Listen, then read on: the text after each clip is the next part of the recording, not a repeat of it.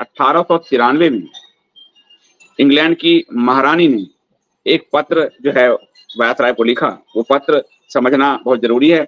और महारानी विक्टोरिया ने लिखा था वायसराय लैंसडाउन को, और ये पत्र लिखा गया था 18 दिसंबर 1893 को।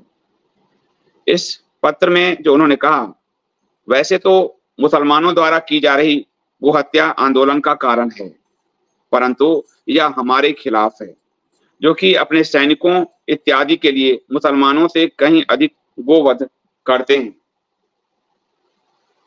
उस समय मुस्लिम भारत में 20,000 गाय प्रति वर्ष मारते थे, और इंग्लैंड ने बड़े बड़े कत्लखाने कोलकाता मद्रास में खोले, और वो 20,000 गाय प्रतिदिन मारने लगे, महीने नहीं। मुसलमान 20,000 गाय प्रति वर्ष मारते थे, और ब्रिटेन 20,000 गाय से 30,000 गाय प्रतिदिन मारने लगी। 1917 की बात है। महात्मा गांधी ने लिखा, रोजाना 30,000 गायों की हत्या अंग्रेजों को मांस उपलब्ध कराने के लिए की जाती है।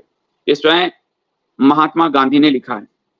करीब 2000 साल से गोमांस का प्रमुख उपभोक्ता यूरोप, खासकर अंग्रेज रहे हैं, और इन यूरोपियन ने गोमांस को सबसे ज्यादा बढ़ावा दिया है। अंग्रेजों ने 18वीं शताब्दी के शुरुआत से ही भारत में बसने के साथ ही गौ हत्या शुरू कर दी थी। शुरुआत में मारे जाने वाले गायों की संख्या अधिक नहीं रही, लेकिन 18वीं सदी के अंत तक बड़े पैमाने पर गोवध होने लगा। यूरोपीय तर्ज पर तीनों ब्रिटिश सेनाओं, बंगाल, मद्रास और बंबई प्रेसिडेंसी की सेना के रसद विभाग ने देश के विभिन्न भागों में बड़े बड़े कसाई खाने बनवाए। इन हत्याओं के लिए बड़े पैमाने पर कसाईयों की आवश्यकता थी। मोटे तौर पर 1800 ईस्वी से 1900 ईस्वी तक कसाईयों की संख्या 5 से 10 गुना हो गई। 1800 ईस्वी के आसपास भारत में ब्रिटिश अधिकारियों एवं सैनिकों की संख्या तकरीबन 20,000 थी, जो 1856 में बढ़कर 45,000 हो गई, और 1858 तक यह 1 लाख के ऊपर पहुंच गई। बढ़े हुए सैन्य अधिकारियों में ज्यादातर उत्तर भारत के इलाके में नियुक्त किए गए, जिस कारण उत्तर भारत में गो हत्या और गो मांस की खपत 4 गुना बढ़ गई। गोवध में अचानक वृद्धि के अतिरिक्त ब्रिटिश सैनिकों को इधर उधर लाने ले जाने के लिए मजबूत बैलों का अपहरण किया जाने लगा। गांव से मजबूत बैल उठाए जाने लगे। 1830 के आसपास जो है ये घटनाएं घटी, और 1870 आते आते गोवध ने से इतने अधिक लोग नाराज हो गए कि वो आक्रमण करने लगे। भारतीय क्रोध का पहला प्रमुख हमला ब्रिटिशर्स पर कूका नामधारी सिखों ने किया, और कुछ वर्ष बाद जो है आर्य समाज के दयानंद सरस्वती एवं अन्य सन्यासियों ने अंग्रेजों द्वारा की जा रही गोहत्या को तत्काल रोकने की बंद करने के लिए गो संवर्धनी सभाओं का गठन किया। 1910 तक भारत में ब्रिटिश सैनिकों की संख्या 1 लाख के आसपास थी, और इस तरह से जो है आपको 60% गायों को जो अंग्रेजों ने भी अपने बनाए गोवध कैसे किया जाए आदि।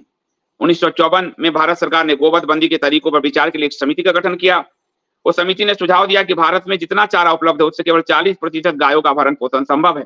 अब ब्रिटेन के बाद भारत की सरकार आई, नेहरू सरकार, और उसने कहा कि हमारे पास चारा नहीं है तो 40% गाय का ही भरण पोषण संभव है, इसलिए 60% गायों को मार दिया जाए, खत्म कर दिया जाए। उसके बाद उच्चतम न्यायालय के जजों ने दिल्ली में सरकार ने को आदेश दिया कि गायों और बछड़ों की अलग अलग कारणों से बड़ी संख्या में वध कर दिया जाए। ये उच्चतम न्यायालय ने दिया, सरकार ने चलाया। और ये जो है उसके बाद भारत में सरकार ने मांस निर्यात के लिए बड़ी संख्या में आधुनिक कसाई खाने के निर्माण के लिए ऋण और अनुदान देने शुरू किए। वो जो अंग्रेज करके गए, वो जो नेहरू ने कराया, वही आज नरेंद्र मोदी सरकार में गोवध बीफ मांस का निर्यात जो है वो भारत दूसरे नंबर पर है, और गोवध के लिए अनुदान आदि उसी तरह दिया जा रहा है। ये मैं आपको सिर्फ इसलिए बता रहा हूं कि भारतीय मूल के ऋषि सुनक की जो ब्रिटेन में बुरी हार हुई है, उस हार का एक बड़ा कारण है कि ऋषि सुनक हिंदू धर्म और गौ की पूजा में विश्वास रखते थे, और यूरोपियन अंग्रेजों का मानना था कि गाय खाना हमारा अधिकार है।